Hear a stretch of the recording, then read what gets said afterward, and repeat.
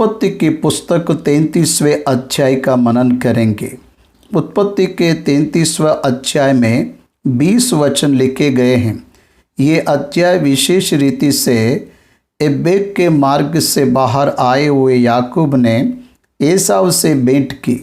एसाव और याकूब का मिलना ये संदर्भ इस अध्याय का विशेष सारांश है। एसाव ने 400 पुरुषों और उसके स्वयं के लोगों के साथ मिलकर उसके भाई याकूब से भेंट करने निकला।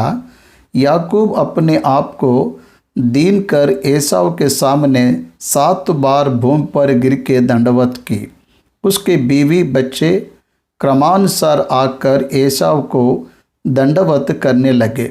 एसाव क्रोध के बदले में प्रेम को मन में भरकर याकूब को हृदय से लगाकर चूमकर गले लगाकर रो पड़ा। भाइयों का प्रेम उनके बीच उभर कर आया।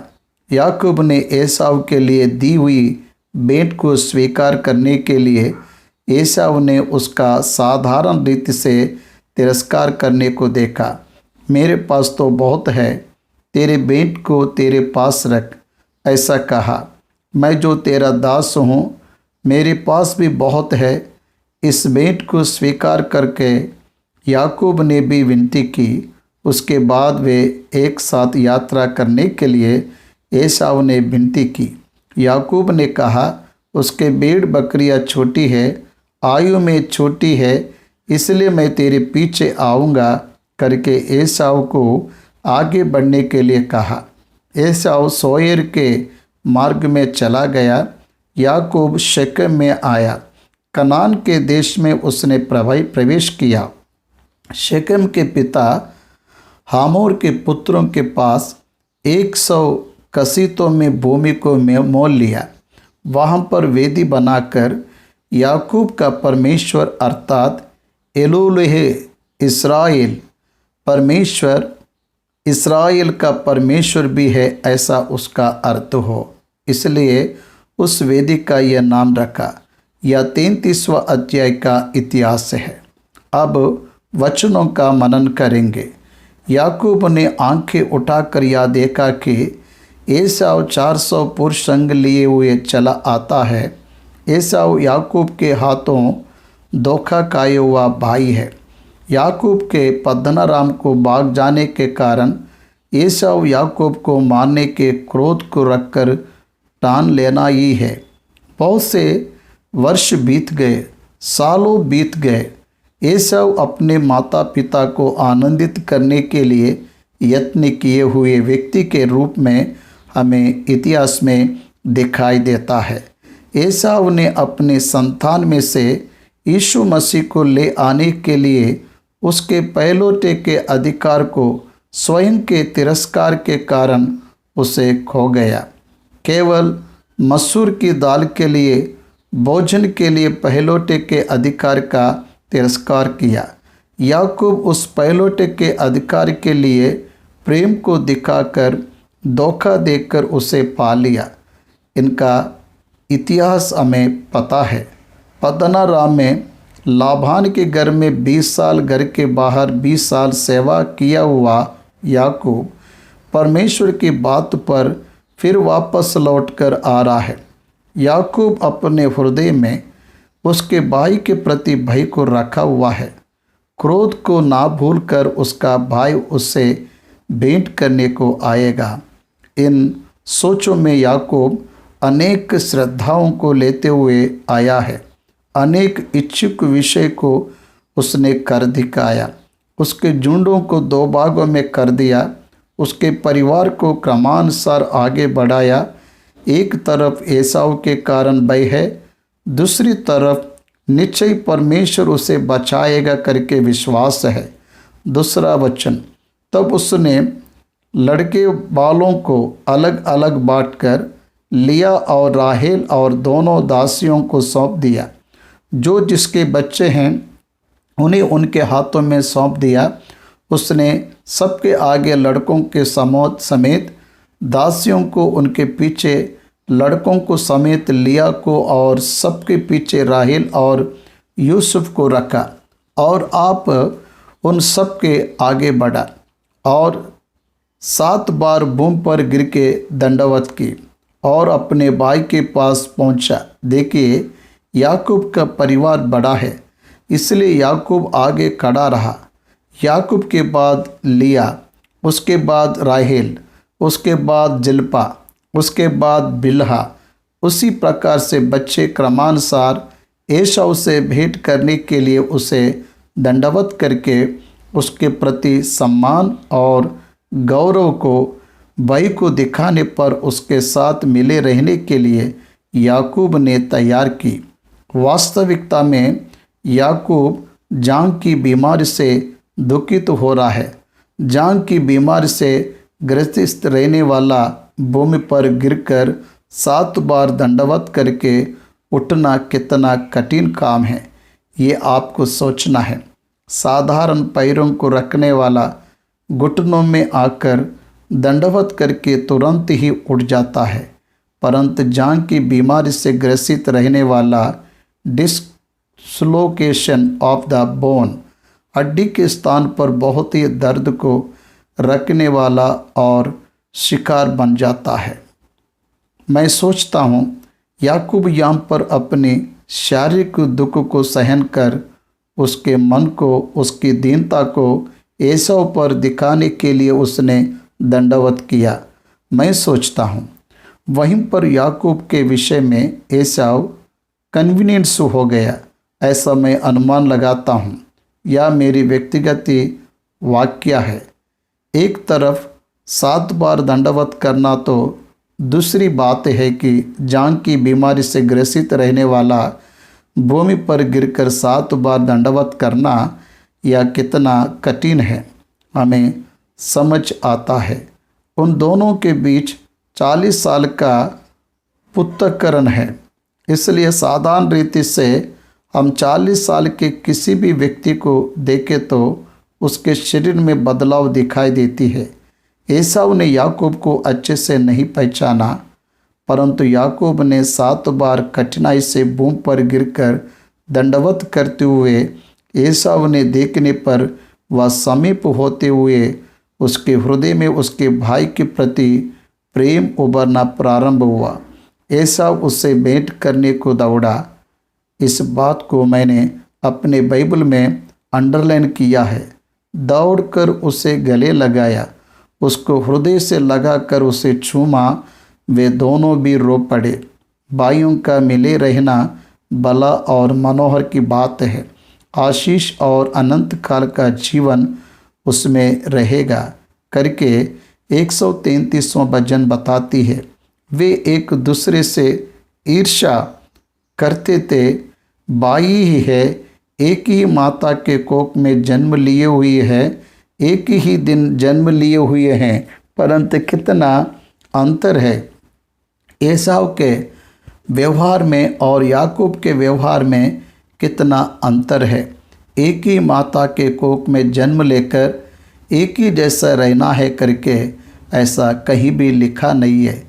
इसलिए एसाव ने याकूब को दूर से देखकर दौड़कर आकर गले लगाकर उसको हृदय से लगाकर छूमा, ऐसा हमें दिखाई देता है। लूका सुसमाचार के 15वें अध्याय में भटका हुआ पुत्र घर वापस लौटकर आने पर पिता उसको हृदय से लगाकर छूमा, ऐसा लिखा गया है। वह पिता उसे हृदय से लगाकर छूमा। भटके हुओं को पाकर मरकर वापस जीवित आए हुओं के समान उसके पुत्र के विषय में आनंदित हुआ है, ऐसा ये सुसमाचार हमें स्मरण करवाती है। एसाव भी अपने भाई के विषय में उसी प्रकार से सोचा होगा। भटका हुआ उसका भाई मरकर जीवित होने के समान फिर वापस वह 40 साल के बाद देख पा रहा है। इसलिए एसाव ने याकूब को हृदय से लगाकर चूमकर गले लगाकर ऊंचे स्वर से रोया। भाइयों और बहनों, एक पृथक्करण के बाद रक्त संबंध मिलने पर यह दृश्य फिर से दोहराया जाता है। यूसुफ जब मिस्र का अधिकारी था तब तक उन भाइयों के बीच 20 साल व्यवधि के हैं, 20 साल के बाद के हैं, भाइयों से गले लगाकर रोया है, ऐसा वचन स्मरण कराती है। इसलिए उनका प्रेम महान है, ऐसा हमें समझ आता है। 5वां वचन, तब उसने आंखें उठाकर स्त्रियों और लड़के बालों को देखा और पूछा, ये जो तेरे साथ है सो कौन है? उसने कहा, ये तेरे दास के लड़के हैं जिन्हें परमेश्वर ने अनुग्रह करके मुझको दिया है। ये वाक्य मुझे बहुत पसंद आया। परमेश्वर ने अनुग्रह करके तेरे दास को दिए हुए लड़के हैं। एक बार उन बच्चों का जन्म होने का तरीका, जन्म होने का संदर्भ को, वाक्यानों को आपके मनन करना है। लिया ने 6 पुत्रों को जन्म दिया। 6 पुत्रों को जन्म देने पर याकूब उससे संगति नहीं कर रहा है करके, उससे प्रेम नहीं कर रहा है करके, उसके साथ निवास नहीं कर रहा है करके, उससे मिल नहीं रहे करके वह दुखित होते हुए आ रही है। परंतु याकूब एसाव से कह रहा है, मेरा परमेश्वर, मैं जो तेरा दास हूँ, मुझे इन बच्चों को दिया है, ऐसा कहा। इसलिए चाहे लिया के द्वारा उत्पन्न हो, जिल्पा के द्वारा उत्पन्न हो, बिल्हा के द्वारा उत्पन्न हो, चाहे प्रेम किए हुए राहेल के द्वारा उत्पन्न हो, वह 11 पुत्र 1 पुत्री देना वह परमेश्वर के दिए हुई है। 127 वचन में सुलोमन जी ने कहा, गर्भ का फल उसकी ओर से प्रतिफल है, इसलिए मुझे संतान परमेश्वर के द्वारा ही मिला है। एक ऐसी मधुर भावना को याकूब ने अपने भाई से बांट लिया। सब लड़कों समेत दासियों के निकट आकर दंडवत किया। फिर लड़कों समेत लिया निकट आई और उन्होंने भी दंडवत किया। पीछे से यूसुफ और राहेल ने भी निकट आकर दंडवत किया। आप ध्यान दीजिए, अब तक दंडवत किया हुआ याकूब फिर एक और बार राहेल के साथ मिलकर पति पत्नी के रूप में भी दंडवत किया। वे एसाव के मन को जीत लेने के समान दिखाई दे रहा है। तब उसने पूछा, तेरे ये बड़ा दल जो मुझको मिला, उसका क्या प्रयोजन है? उसने कहा, यह कि मेरे प्रभु की अनुग्रह की दृष्टि मुझ पर हो। भाइयों और बहनों, भाइयों का अनुग्रह हम पर हो, उसके लिए हम क्या श्रद्धा ले रहा है? यह अपने आप से प्रश्न करने वाली बात है। इन दिनों में, अंत के दिनों में प्रेम वाष्प बनकर रहने वाले इन दिनों में हम जी रहे हैं। प्रेम कम होने वाले दिनों में हम जी रहे हैं। भाई भाई के विरुद्ध उठने वाले दिनों में हम जी रहे हैं। भाईचारा बना रहने के लिए आप कैसी श्रद्धा ले रहे हो? याकूब ने एक भेंट की तैयारी की है। नीति वचन की पुस्तक 18वें अध्याय के 16वां वचन में भेंट मनुष्यों के लिए मार्ग खोल देती है, ऐसा हमें बताया गया है। उसी प्रकार से 16वां अध्याय के 24वें वचन में मनभावने वचन शहद के समान होते हैं, मीठे होते हैं, ऐसा बताया गया है। याकूब ने मनभावने वचन से, मनभावने भेंट से एसाव के हृदय को जीत लिया। एसाव ने कहा, हे मेरे भाई, मेरे पास तो बहुत है, जो कुछ तेरा है सो तेरा ही रहे, ऐसा कह रहा है। एक बार सोचिए, एसाव को एक भी आशीष नहीं मिली, परंतु कह रहा है मेरे पास तो बहुत है। ध्यान दीजिए, याकूब ने आशीष को चुरा कर आया हुआ है, वह भी वही स्टेटमेंट दे रहा है कि मेरे पास भी बहुत है।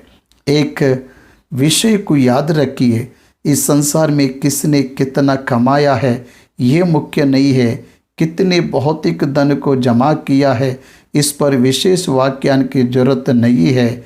कौन कितना परमेश्वर की उपस्थिति का अनुभव कर रहा है, यही विशेष सारांश है। इसलिए विश्वासी परमेश्वर की उपस्थिति को साथ लिए चलता है। परमेश्वर के साथ रहकर उसकी इच्छा को पूरा करने में अपना जीवन व्यतीत करता है। यही परमेश्वर के सामने गिनती की जाती है। इस विषय में ही एसाव और याकूब के बीच अंतर है। एसाव परमेश्वर के प्रति विश्वास को ना रखने वाला है। याकूब परमेश्वर के प्रति विश्वास रखकर परमेश्वर के साथ मिलकर अपने जीवन का निर्माण किया हुआ व्यक्ति है। ऐसा हमें दिखाई देता है।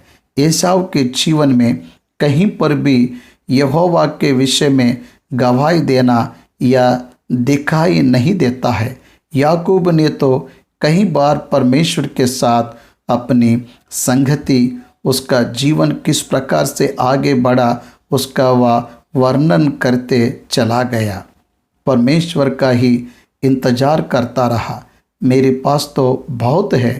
ये भौतिक संबंधित संपत्ति के विषय वे बातचीत कर रहे हैं। एसाव ने भी संपत्ति को हासिल किया है।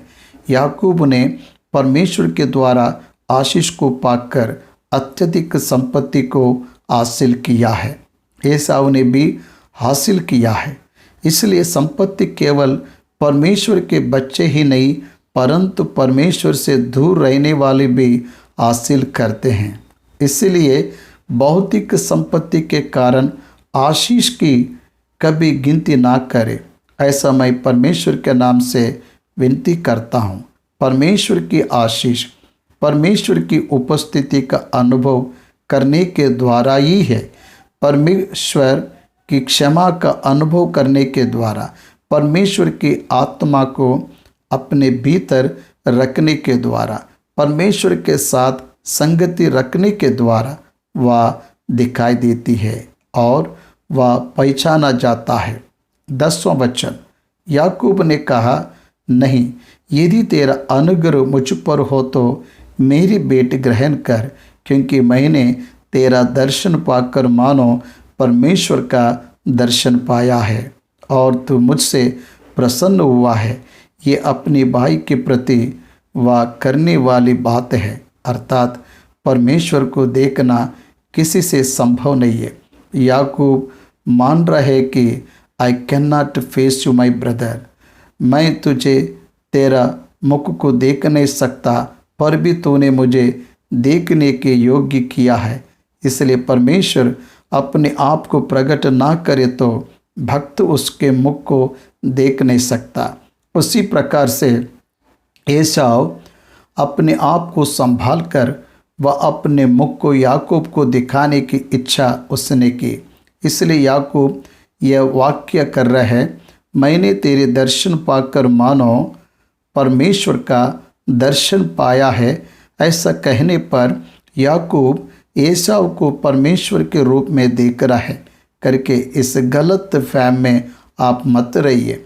परमेश्वर को कोई देख नहीं सकता।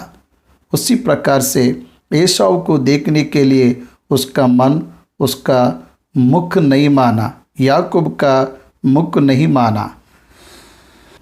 उसके अपराध के कारण वह देखने की स्थिति में नहीं है, तो एसाव के इंट्यूशन के कारण याकूब हिम्मत से उसके मुख को देख सका। एसाव ने याकूब को स्वीकार करने के द्वारा, क्षमा करने के द्वारा याकूब एसाव के मुख को देख सका। इसलिए उसके स्वरूप को याकूब ने वर्णन किया है।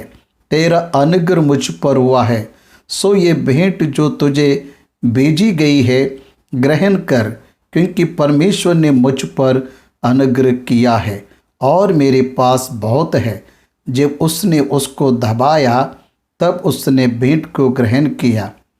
दबाकर भेंट देना आज तो मांगने पर भी कोई दिशा नज़र नहीं आती है, देने वाले नहीं है, परंतु इन भाइयों को देखिए, दबाकर भेंटों को दे रहे और ले भी रहे। समझिए, भाइयों के प्रेम उनके बीच सामर्थ्य होकर विस्तारित हुई है, ऐसा दिखाई देता है। 12वां वचन, हम बढ़ चले, विनती कर रहे, मैं बढ़ चल रहा हूँ, ऐसा नहीं कहा। हम बढ़ चले, उन दिनों में हमारे मार्ग अलग थे, अब हम मिलकर चलेंगे, मिलकर यात्रा में आगे बढ़ेंगे। एक विनती को एसाव याकूब के सामने रख रहा है। उसने कहा, मैं तेरे आगे आगे चलूँगा। प्रभु जानता है कि मेरे साथ सुकुमार लड़के और दूध देने वाली भेड़ बकरियां और गाय है।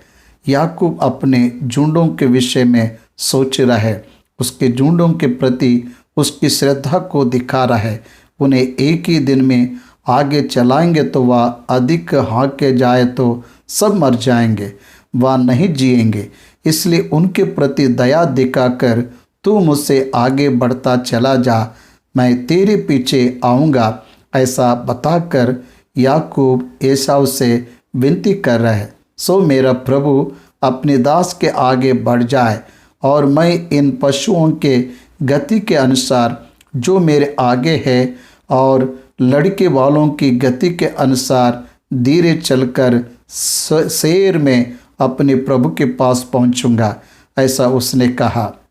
शहर को आऊँगा करके कह रहा है। शहर वन है, शहर एदोम देश में है। इन नगरों में स्थिर रह गया। उसके बाद स्थिर होने वाले स्थान तक याकूब को यात्रा करनी है, फिर वापस बेतेल जाना है। इसलिए मैं उस स्थान पर आऊँगा करके कहा। यहाँ पर एक विशेषता को स्मरण दिलाऊंगा। मिस्र देश से इस्राएल की प्रजा मूसा के अधिकार में जंगल की यात्रा करने पर वे वनों के मार्ग के बीच उन्होंने यात्रा की है। एदोम देश के पास आने पर मूसा ने उनको खबर दिया, हम आपके देश को पार करके जाएंगे, हम रहस्य के मार्ग की ही उपयोग करेंगे, आपकी किसी भी जल प्राणियों को भोजन के पदार्थों को नहीं छुएंगे, हम पार हो जाएंगे। ऐसा खबर देने पर उन्होंने नहीं कहा, नहीं चलेगा ऐसा कहा। तो भाई है, इसलिए मूसा उन पर क्रोध ना करते हुए दूसरे मार्ग से उनकी यात्रा को आगे बढ़ाता गया। यहाँ पर तो याकूब सेर के मार्ग में जाऊंगा ऐसा कहने पर एसाव ने इनवाइट ही किया, परंतु उसका तिरस्कार ना किया। 15वां वचन में एसाव का काइंड एंड गुड हार्ट समझ आता है। तो अपने संग वालों में से कई एक तेरे साथ छोड़ जाऊंगा, तेरी सहायता के लिए मेरे सेवकों में कुछ को तेरे साथ छोड़ दूंगा करके एक विशेष ऑफर दे रहा है। भाई अपने भाई का सहायता करने के लिए, अपने सेवकों को देने के लिए आगे बढ़ रहा है। इन भाइयों के द्वारा हमें बहुत कुछ सीखना है। लेन देन में, सहायता के लेन देन में एक दूसरे से किस प्रकार से साथ रहने का निश्चय किया है, हमें समझ आता है। साधारण रीति से याकूब ने उसको ठुकरा दिया। ये क्यों? मेरे प्रभु के अनुग्रह की दृष्टि मुझ पर बनी रहे, उसकी आवश्यकता का नहीं है, ऐसा कह रहा है।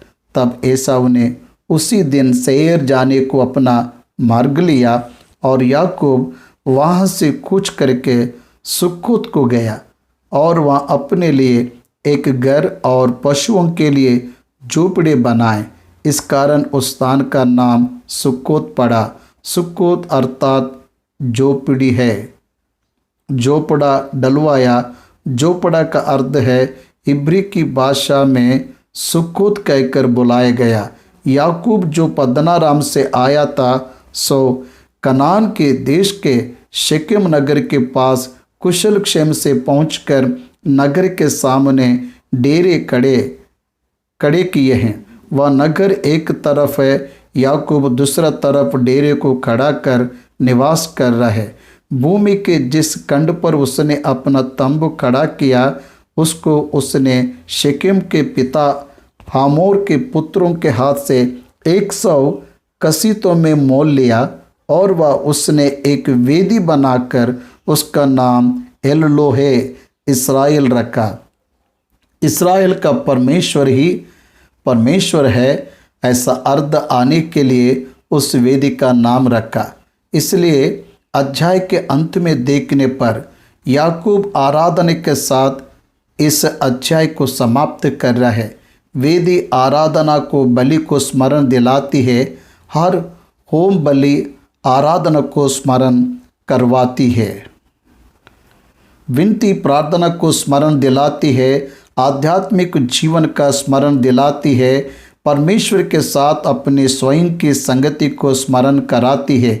विश्वासी के कर्तव्य को स्मरण दिलाती है। वहाँ पर उसने रखा हुआ वह नाम परमेश्वर के प्रति उसकी सोच को स्मरण दिलाती है। इब्राहिम का परमेश्वर, इसहाक का परमेश्वर, ऐसा कहलाए जाने वाले परमेश्वर को इस्राएल का परमेश्वर करके स्थिर करते हुए परमेश्वर के नाम से उस वेदी का निर्माण कर रहे हैं। हर घर परमेश्वर के की उपस्थिति को रखने वाले घरों के समान रहना है। हर घर में वेदी रहना चाहिए, अर्थात एक विधि रहना है, ऐसा नहीं है। घर में हर एक उद्धार को पाकर प्रतिदिन परमेश्वर की आराधना करने वालों के समान रहना है। परमेश्वर को अर्पित करने वाले अपने हृदय की प्रार्थना आराधना वेदी के समान ठहराई जाती है। भाइयों और बहनों, इन दिनों में आप परमेश्वर की स्तुति कर रहे हो, परमेश्वर की उपस्थिति में प्रार्थना कर रहे हो, परमेश्वर के साथ संगति कर रहे हो, परमेश्वर के वचनों को मानकर उसमें आनंद को पा रहे हो क्या? इस अनुभव को हर विश्वासी बनाए रखना है। एसाव ने वेदी बनाकर आराधना नहीं की, याकूब ने वेदी बनाकर आराधना की है। याकूब परमेश्वर के साथ रहकर अपने जीवन का निर्माण कर रहे हैं। परमेश्वर उसके साथ रहकर उसे चले जा रहा है करके परमेश्वर की स्तुति कर रहा है। उसके भाई के साथ संबंध बनाने वाला परमेश्वर को धन्यवाद दे रहा है। यहाँ पर एक बात को सीखेंगे, व्यक्तिगत रीति से दीनता को, हाथों के इशारों को दिखाकर उसके ज्ञान का उपयोग कर भाई के हृदय को जीता हुआ याकूब, उसका भाई उससे प्रेम करने का विशेष कारण उसकी जागृति नहीं है, परमेश्वर का अनुग्रह है करके जान लिया। हर विश्वासी को उसके एफर्ट्स केवल कुछ दिनों के निमित्त ही करके परमेश्वर का अनुग्रह ही उसके जीवन में अद्भुत प्रतिफल को देने वाला अनंत काल का मार्ग है करके मान ही लेगा। 30 साल की सेवकाई में मैंने की हुई कृषि अल्प है, उसका अनुग्रह अनंत का है करके मैं मान रहा हूँ। फिर आपका क्या? 33वां अध्याय को समाप्त करेंगे।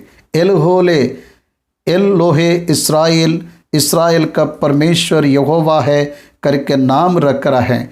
परमेश्वर की स्तुति कर, आराधना कर, उसके साथ आगे बढ़ेंगे।